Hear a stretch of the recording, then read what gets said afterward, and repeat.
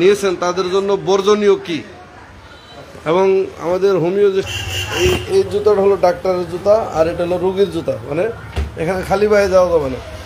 প্রথমে জুতা পরে নিলাম, তারপরে অ্যাপ্রন পরে নিব। অ্যাপ্রন পরে নেওয়ার পরে এখানে গ্যালারির সাথে আছে 2 পল পলি, মোটা পলি দেওয়া আছে।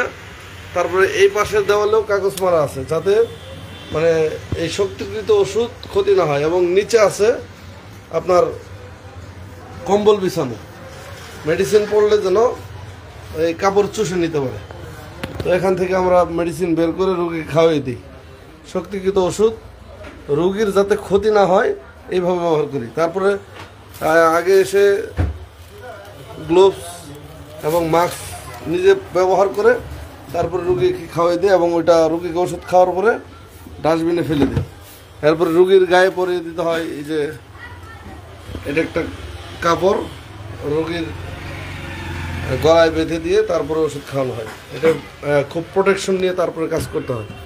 আজকে এই যে পলিটা লাগাইলাম আমরা, হ্যাঁ, আমাদের গ্যালারির পাশে পলি লাগালাম, এই পাশে বসিয়ে রোগীকে ওষুধ খাওয়ানো হয়। সাথে আছেন এখন আমাদের ডাক্তার শাহিনুর রহমান ভাই, আমরা একসাথে বসে চেম্বার করছি আলহামদুলিল্লাহ। ভাই কিছু বলেন।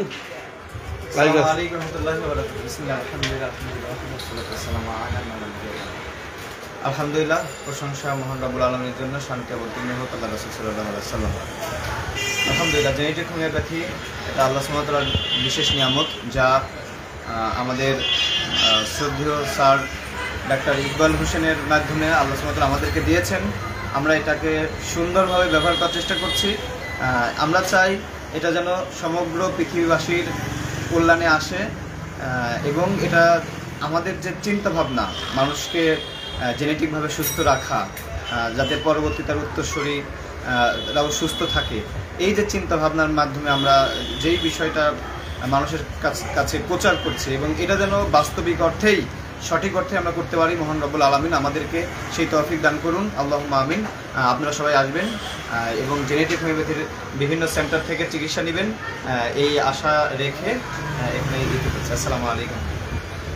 তো দাদা, আপনার সাথে একটু কথা বলে, আপনি তো আমাদের দিন যাবত আমাদের মেডিসিন খাচ্ছেন, আলহামদুলিল্লাহ। আপনার এই টিউমারটা তো অনেক বড় ছিল, এখন আপনার শারীরিক অবস্থা কেমন? আগে